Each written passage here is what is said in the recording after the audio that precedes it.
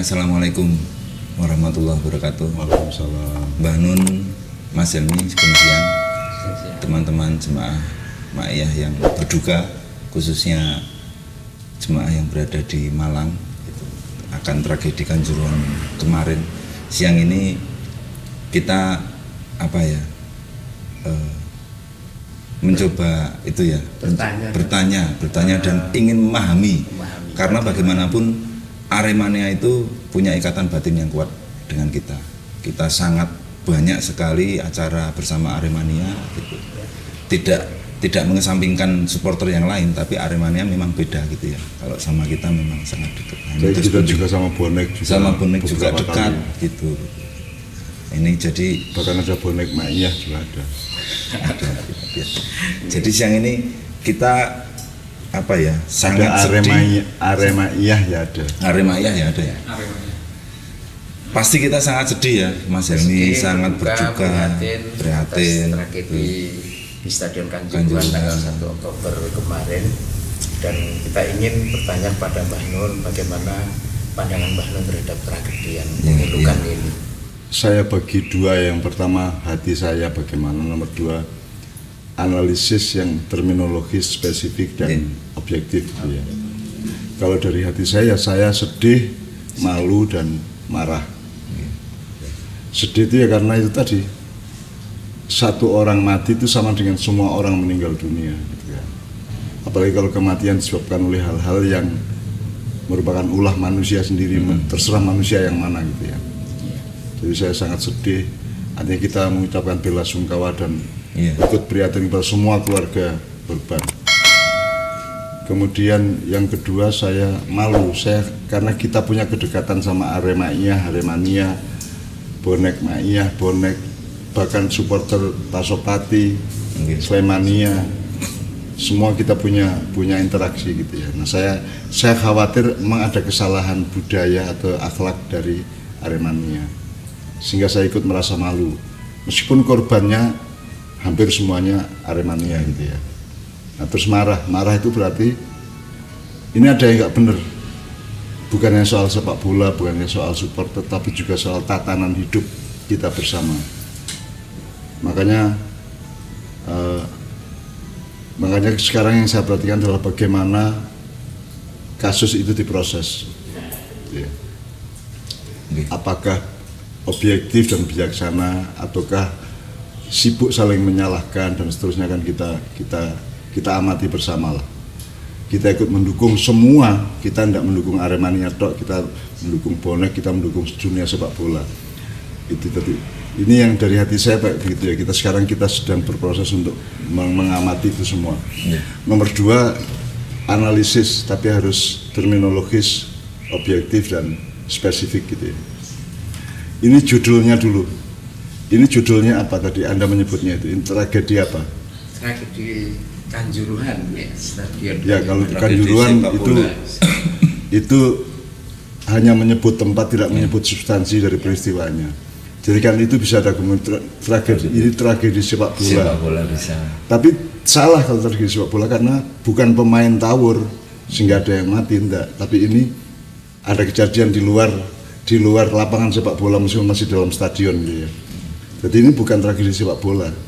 Ini tragedi, ada ketidaktertataan, ada ketidaksiapan kita untuk mengantisipasi kemungkinan-kemungkinan di dalam dunia yang menyangkut dunia sepak bola gitu ya. Karena ini juga bisa terjadi di bidang musik, jadi di bidang rasisme, di bidang apapun saja bisa terjadi seperti itu gitu. Nah, maka harus ada tatanan. Makanya kalau kita orang Jawa ada Desa Mawacoro, Negara Mawototo. Nah sekarang ini ujian untuk Negara Mawototo. Kalau desa sudah Mawacoro, kita ini sebagai rakyat sudah punya cara untuk hidup, cara untuk memelihara persatuan, cara untuk mandiri, cara untuk sumeleh, cara untuk macam-macam, kita sudah punya rakyat. Tapi negara kan sedang diuji untuk bisa menata apa enggak. Semalam di Magelang di 5 Gunung itu Totok si tante mengatakan negara betul mau negara ngerti carane noto. Noto itu kan ada yang kuratif, ada yang preventif juga. Jadi kalau ada gini-gini kesiapanmu A apa B apa plan B-nya apa plan C-nya apa. Jadi dalam hal ini negara kan diwakili kepolisian gitu ya. Nah, jadi Jadi kita menunggu prosesnya sampai saya juga ngintip ke Mabes Polri juga bagaimana saya mencoba mendengarkan apa yang mereka lakukan untuk ini karena sesuai dengan judul tadi jangan sampai saya WA kepada mereka. Satu, jangan sampai misalnya Kepala Kepolisian Jawa Timur Pak Luki misalnya, Pak Luki jangan sampai menyatakan apapun yang sifatnya tidak objektif dan tidak bijaksana. Jadi harus objektif dan bijaksana. Karena dia mewakili Polri sebagai organisasi pengamanan nasional. Jadi harus objektif dan bijaksana. Nomor 2, jangan sampai ada masyarakat yang menganggap maling teriak maling kepada polisi. Misalnya kalau ngomong gas air mata itu kan seolah-olah itu kan ada yang mengatakan ini peracunan massal. Nah, jangankan, tapi kita ini info mengenai berapa korban aja sampai hari ini belum jelas. Masih. Ada yang 200 sekian, ada yang 100 sekian. Ya. Tapi kalau cara berpikir yang kita pakai sekarang adalah jangankan ratusan, jangankan puluhan, cah loro, anak 2 orang, 3 orang, 4 orang aja sudah sebuah tragedi kemanusiaan itu. Ya. Nah, itu jangan sampai pihak kepolisian, terutama Kapolda, Kapolres atau syukur Kapolri gitu, jangan sampai memberi pernyataan yang tidak objektif dan tidak bijaksana sehingga bisa berbalik menjadi bumerang bagi Polri gitu ya. Jangan sampai ada akun polsek yang malah bilang modar gitu kan. Jangan sampai ada gitu, itu akan menjadi tragedi dari organisasi keamanan nasional kan gitu. Kalau sampai ada polisi berpikir modaro gue gitu kan. Ya. Jangan sampai ada yang seperti itu. Nomor 4, sekarang tim penanganan ini kan dipimpin oleh Pak Mahfud MD ya. Kalau bisa Pak Mahfud entah dengan narasi bagaimana, Pak Anto Wacono yang bagaimana meyakinkan kepada masyarakat bahwa itu tim objektif, bukan tim Polri, itu tim objektif, tim independen. Ya. Sebab kalau Polri masih rawan tuduhan. Loh, masuk Polri itu punya kemungkinan salah juga, masuk dia yang memimpin penyelidikan gitu. Jadi itu kan tidak baik untuk presiden hukum nasional kan gitu. Terus nomor 4, kembali ke nama tadi. Ini judulnya apa?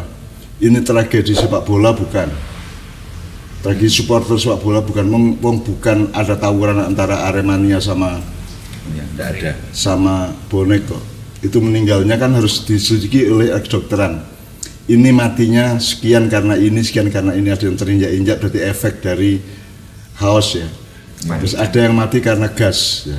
Nah sekarang harus ada pembenahan gas air mata itu sebenarnya kan alat untuk apa? Apalagi yang ditembakkan itu kan. Itu mestinya kan untuk perang, untuk terorisme gitu ya, bukan untuk supporter sepak bola. Maka harus ada pembenahan. Jadi secara besar gini, Polri sekarang harus merintis budaya mawas diri. Jadi bayangin kita mati segitu banyak anak-anak kita ya. Itu kan kalau kita nggak mawas diri kan bisa akan terulang lagi. Sebagaimana di Jogja ada kelitih ya.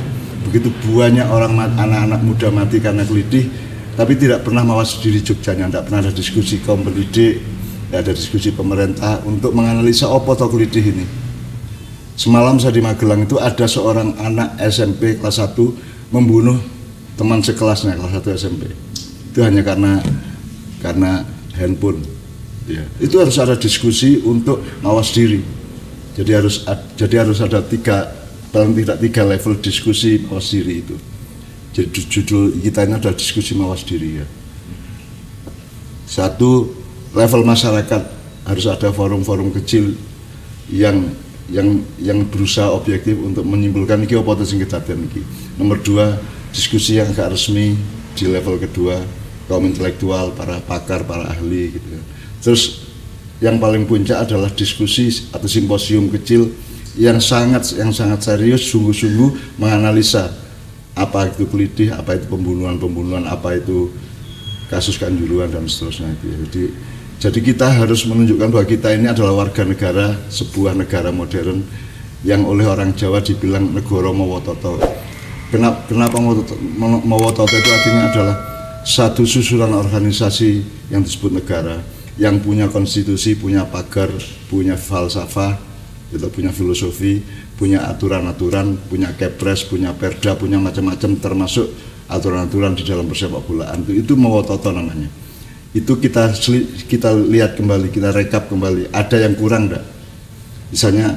Misalnya prosedur mengenai gas air mata itu kan harus dilihat lagi, karena ada kemungkinan yang polisi yang menembakkan gas air mata di dalam stadion itu mungkin itu pasti salah itu. Ya, gas air mata boleh diledakkan di mana, boleh disemprotkan di mana, itu kan seharusnya ada aturan mainnya gitu loh. Kan jangan sampai supporter sepak bola disamakan dengan teroris, kan?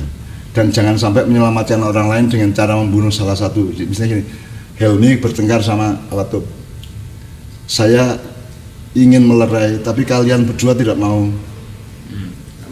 Saya khawatirkan nanti berkelahi benar, maka daripada kelahi benar saya pukuli kedua-duanya atau salah satunya gitu.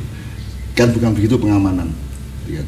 Pengamanan itu adalah dengan cara yang tidak violent, tidak kekerasan, tidak kekejaman, untuk secara budaya dan psikologi yang bisa menghentikan atau meredakan amarah di antara kedua belah pihak gitu. Bukan saya pukuli supaya tidak bisa mukul, bukan saya gas air mata supaya nggak bisa tawur gitu ya. Jadi itu harus ada diskusi dan pembenahan kembali jadi harus ada teori mengenai mawas diri secara nasional. Dan ini terjadi tidak hanya bisa di sepak bola, juga bisa di pilkada, bisa di pilpres, bisa ini bisa macam-macam, bisa karena rasisme, bisa karena apa saja. Maka kita bikin negara dengan tatanan atau negara Mawototo itu, supaya kita punya pasal-pasal yang kita siapkan secara matang. Kalau kan yang sifatnya kan semua konstitusi kan preventif, preventif. Jadi jogo-jogo kalau ada ini kita punya ini, ada ini, jadi sedia payung sebelum hujan. Ini kan hujan deras, kita semua kehujanan, yang mati sekian gitu ya, karena payungnya nggak ada. Nah ini kita harus mawas diri di situ. Kepolisian harus menunjukkan bahwa Polri itu adalah pelopor dari mawas diri nasional, gitu ya.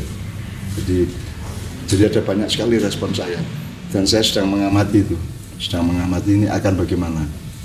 Saya coba tembus teman-teman di Mabes Polri, saya coba tembus teman-teman arek-arek mana Dewi Opo gitu ya. Karena kita berprihatin dan kita ingin tidak terulang lagi tragedi yang membunuh sampai ratusan orang seperti itu. Maka itu harus kita hormati, nyawa yang sudah diambil oleh para malaikat ini harus kita hormati, kita junjung supaya mereka berguna, meninggalnya itu berguna untuk kelanjutan hidupnya bangsa Indonesia. Jangan sampai mati mereka sia-sia. Seperti Khairil bilang bahwa aku hanya tulang-tulang berserakan di antara Karawang dan Bekasi. Tinggal kau bagaimana memaknai ini semua kan gitu. Supaya kematiannya teman-teman Arema Saunu Kaiku bisa menjadi makna dan penyelamatan bagi masa depan semua penduduk yang lain dan warga negara Indonesia yang lain gitu. Jadi jangan sampai tragedi Kanjuruhan ini membuat kita semakin meleset memahami nilai-nilai kehidupan gitu. Itu namanya Jogowerdi, tentara dan polisi itu gitu. Nah, jadi objektif artinya ketika kita melakukan penyelidikan yang dipimpin Pak Mahfud itu, mudah-mudahan itu adalah tim independen yang betul-betul objektif melihat siapa yang salah, siapa yang benar gitu. Bukan royokan nyalah-nyalah no gitu ya. Bukan sibuk cari kambing hitam gitu ya. Misalnya dalang, tidak ada dalangnya adalah kesalahan kita bersama. Wong di sepak bola untuk apa didalangi? Tidak ada dalangnya adalah ketidaksiapan kita untuk negara Mawototo tadi itu. Gitu. Sekarang kan ada kecenderungan untuk mencari dalangnya siapa? Ya dalangnya sopo? Ya dalangnya adalah ketidaksiapan kita semua ini untuk menghindarkan jangan sampai terjadi sistemik ya. Iya, jadi ini mungkin tragedi kenegaraan ya bisa karena ini urusan negara yang tidak tertata. Tragedi persepak bolaan dalam arti yang luas, bukan sepak bola di lapangan tapi persepak bolaan sebagai kebudayaan, sebagai ekspresi olahraga sebagai bagian dari bebrayan dan peradaban gitu ya. Bisa kalau itu gitu.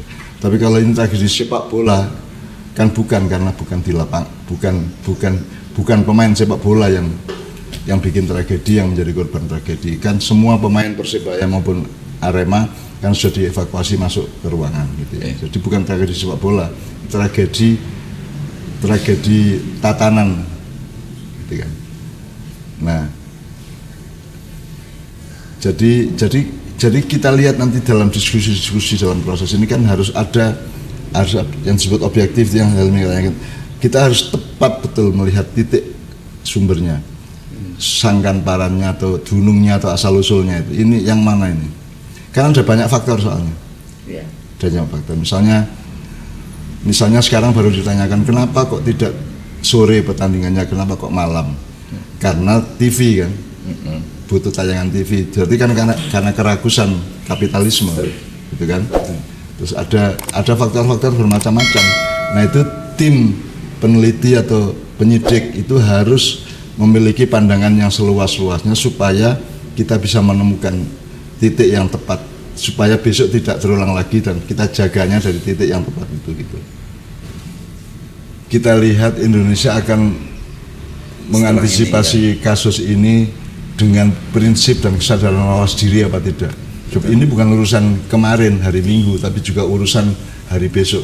Iya. Kalau kita tidak mawas diri, kita tidak menemukan inti sumber permasalahannya, dan itu bukan soal sepak bola itu ketempatan kerusuhan aja gitu ya. Bukan sepak bolanya kita teruskan, tapi budaya supporter, budaya masyarakat sepak bolanya yang kita benahi. Nah, temukan titik yang tepat supaya besok tidak terjadi lagi. Itu yang kita tunggu kan gitu. Ya, urusan hari esok dan akumulasi kemarin. Iya, bukan karena ada sepak bola terus rusuh, terus sepak bola diharamkan, enggak gitu. Oke gitu Mas Yonggi. Oke. Matur nuwun sangat. Sip, ngono ya. Assalamualaikum warahmatullahi wabarakatuh.